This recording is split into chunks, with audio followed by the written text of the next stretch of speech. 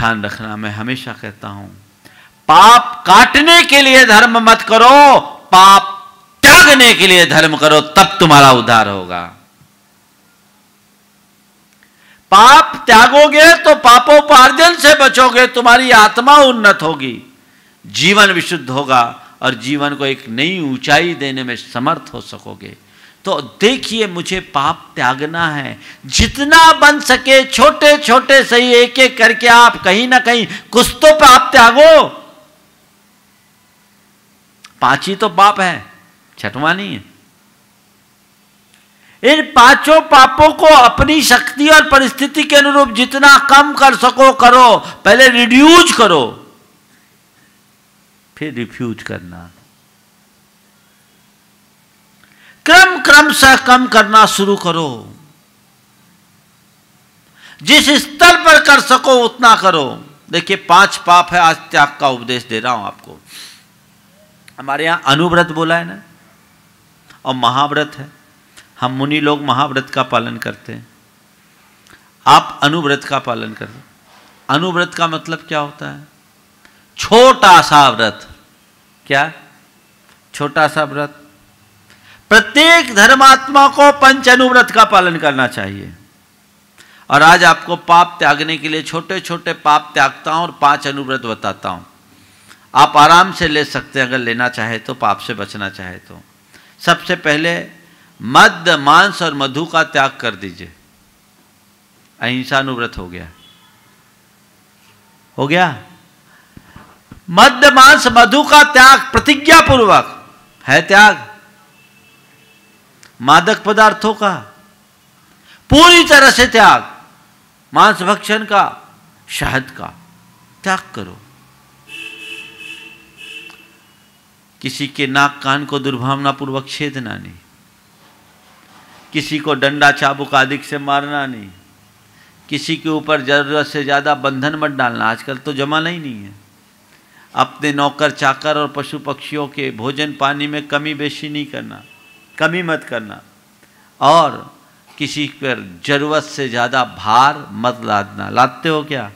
नहीं ना? हो गया आपका एक अनुव्रत हो गया। बोलो, ये है ना?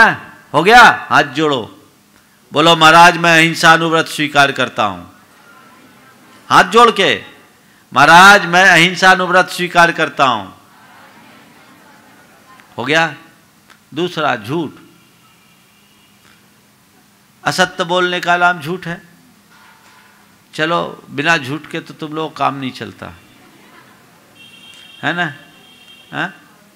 मैंने एक बार पूछा कि भाई तुमने झूठ बोलने की मशीन देखी? झूठ बोलने की मशीन देखी? बोला हाँ महाराज देखी। बोले कहाँ? बोले मेरे घर में।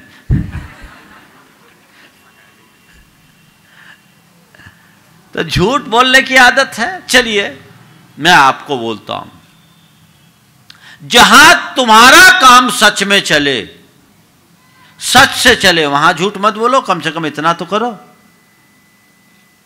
स्थूल झूठ का त्याग करो। बिना मतलब झूठ नहीं बोलेंगे, ये प्रतिज्ञा कर सकते हो? बोलो, है? बस इसमें 5 सावधानी और रखना।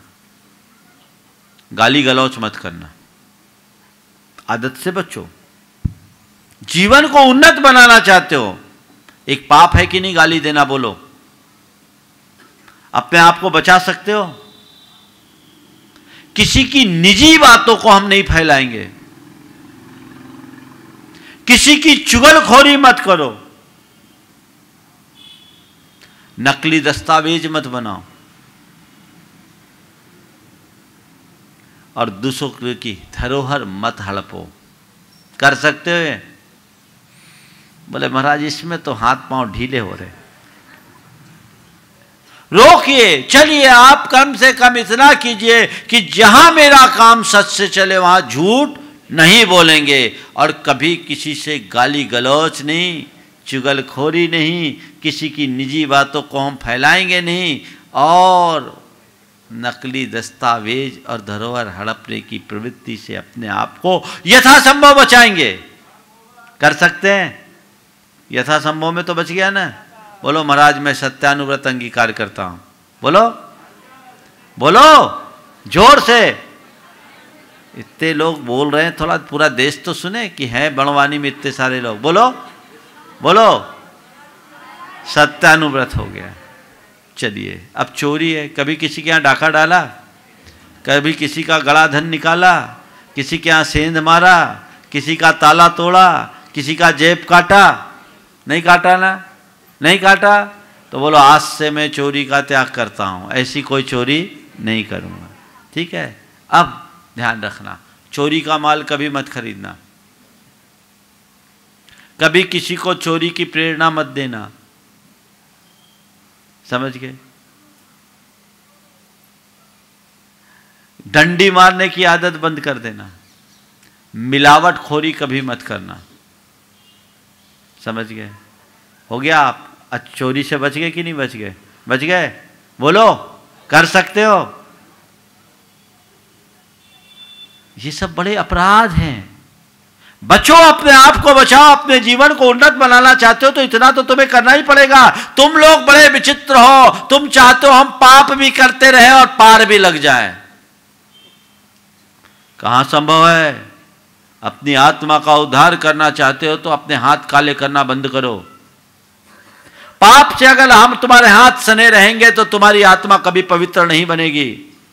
संकल्प पूर्वक अपने आप को मोड़ना होगा, जीवन तब ऊंचा जाएगा, नहीं तो परिणाम तो तुम्हें ही भोगना पड़ेगा। तुम धन पैसे और भोग विलासता के व्यामोह में फंसकर पाप भले कर लो, उस पल तुम्हें कुछ पल के लिए सुख शांति भले मिल जाए, पर जन्मांतरों के लिए तुम्हें दुख भोगना पड़ेगा, कुयोनियों में जाना पड़ेगा।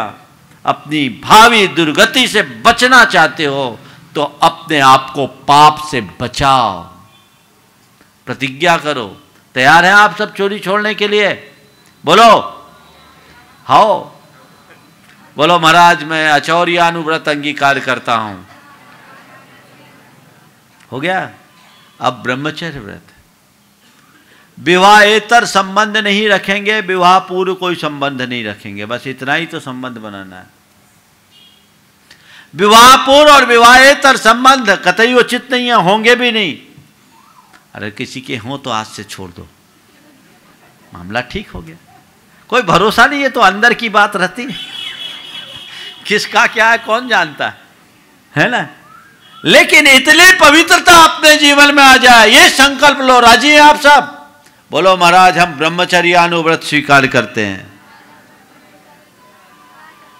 हो गया? अब पांचवा है परिग्रह।